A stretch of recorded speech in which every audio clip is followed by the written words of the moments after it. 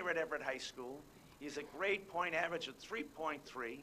He takes advanced place English classes. His teachers tell me he's a budding writer. He wants to be a writer as he gets older. He is also applying to the ROTC programs in the Air Force and Army.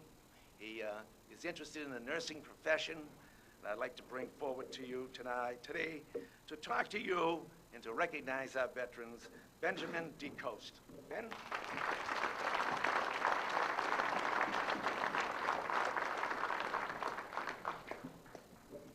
For me, today is an unfamiliar occasion. November 11th of years past would often be a welcoming sight for me, not for it being Veterans Day, but for the convenient day off from school. I would rarely ever stop to recognize the importance of this day, or wonder how my freedom was given to me.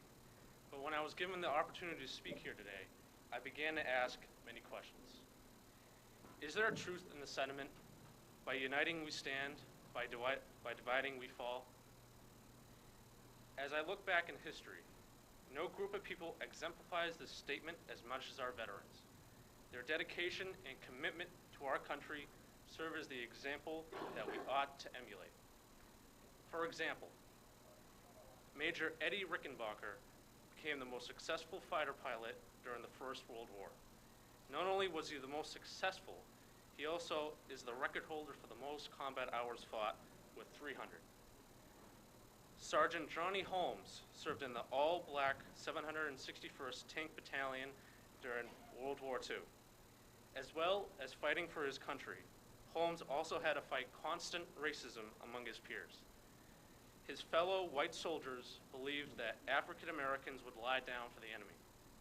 Johnny Holmes and the rest of his tank battalion proved them wrong by earning 8 Silver Stars, 62 Bronze Stars, and 296 Purple Hearts.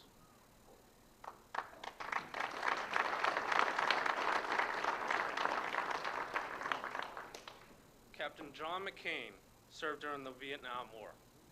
His father, John S. McCain, was the Commander-in-Chief of the United States Naval Forces.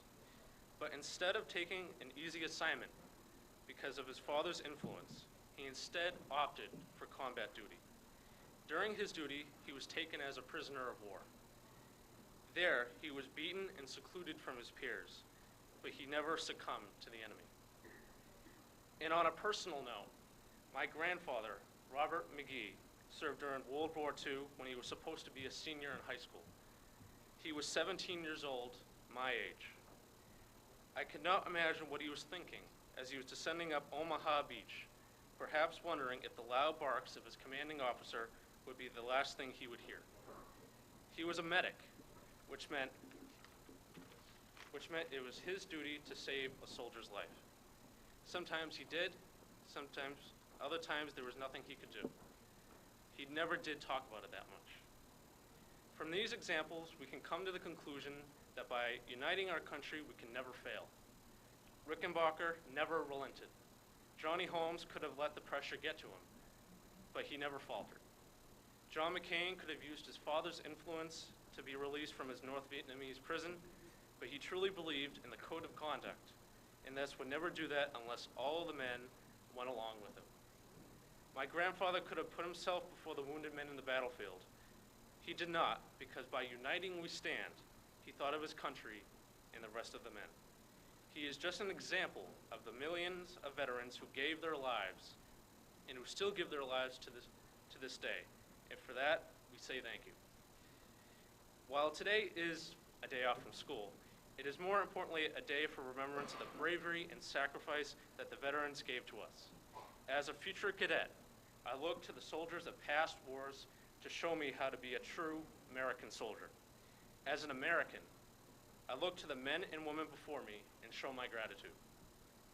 Never again will I look at Veterans Day as a day of rest. Instead, I will recognize it as the day that reminds Americans of the true sacrifice that our veterans give. My grandfather never graduated high school because he was drafted into the war. John McCain is permanently paralyzed on his left side, and millions of other American soldiers have lost what is most important to them, their lives. They did this so we can live our lives without fear And again, from the bottom of my heart, I say thank you.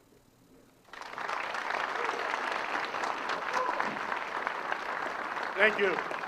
I'd ask, we're a little late, but I'd ask the color guard to post.